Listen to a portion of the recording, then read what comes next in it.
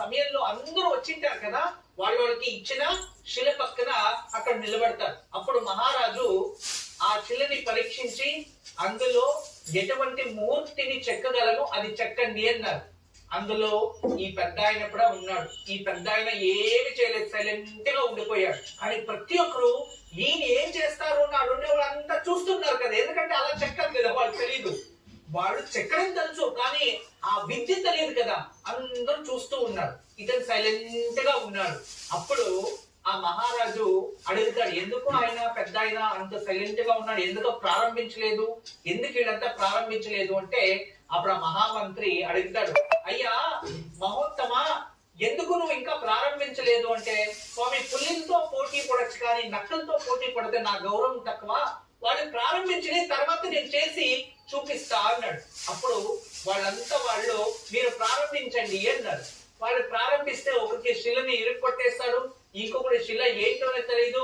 వాళ్ళు ఏం చెప్పిన బొమ్మని చెక్కడానికి కాలేదు ఆ శాస్త్ర ప్రమాణంలో. కేవలం ఇతను తన చేతిలో ఉన్న శృతి ఒడిని చూసి అంది కొట్టి, ఇది ఇటువంటి ప్రాంతం నుంచి వచ్చిన శిల, ఇటువంటి నదిలో లభిస్తుంది, దీనికి ఇన్ని సంవత్సరాల ఆయుష్, దీంట్లో ఇటువంటి బొమ్మని మనం చెక్కవచ్చు అని చెప్పి ఆ 8 గంటల్లోనే చక్కగా బొమ్మని శిల్పని చెక్కి మహారాజుకి ఇస్తాడు. అప్పుడు మహారాజు నుంచి గౌరవం ప్రాప్తిస్తుంది.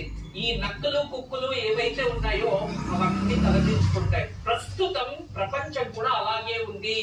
ఎవడో ఒక విద్వాంసుడు కష్టపడి సిద్ధి పురుషుడు కొందరికి జనాలకి హితవచనాల్ని బోధిస్తూ ఉంటే మన ఓంకారం కార్యక్రమం లాగా దాన్ని స్వీకరించి వాళ్ళ ఇతరులు ఇలాగే మనము చెయ్యాలి అని చెప్పి సోషల్ మీడియాలో చాలా మందికి మోసం చేస్తున్నారు.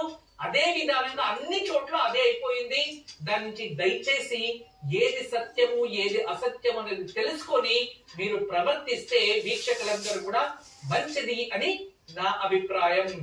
గురుజీ, ఇక ఈరోజు కాలర్ తో మాట్లాడే ముందు కార్యక్రమంలో విరామం తీసుకుందాం. Omkaram special partner cycle pure agarbatti, health wealth and happiness మరియు Sadguru Ayurveda gram flour soap. ఇప్పుడు కార్యక్రమంలో విరామం. రేపు గురువారం తల్లి అమ్మాయి జన్మించింది. అవును గురుగారు. మఖా నక్షత్రం, సింహరాశి. ఏం పని చేస్తుంది అమ్మాయి? అమ్మాయికి జాబ్ ఏం లేదు గురుగారు. జాబ్ వస్తే కొంచెం మ్యారేజ్ చేద్దామని ఉన్నాము. అమ్మాయి ఎన్ని సంవత్సరాల నుంచి జాబ్ కోసం ట్రై చేస్తున్నారు? 2 years నుంచి ట్రై చేస్తుంది గురుగారు. పీజీ కూడా కంప్లీట్ అయిపోయింది. పీజీలో ఏం స్పెషలైజేషన్ ఏం తీసుకున్నారు? పీజీలో ఏ సబ్జెక్ట్? ఎంసీఏ చేశారా? ఇప్పుడు ఏ జాబ్ కోసం కోచింగ్ తీసుకున్నారు? అయితే సాఫ్ట్వేర్ జాబ్ గురుగారు. సాఫ్ట్వేర్ జాబ్ ఏనా? ఈ ఏప్రిల్ లో రిక్రూట్మెంట్స్ జరుగుతాయి, జాబ్ వచ్చేస్తుంది. ఈసారి ప్రాబ్లం లేదు. ఏదైనా సైబర్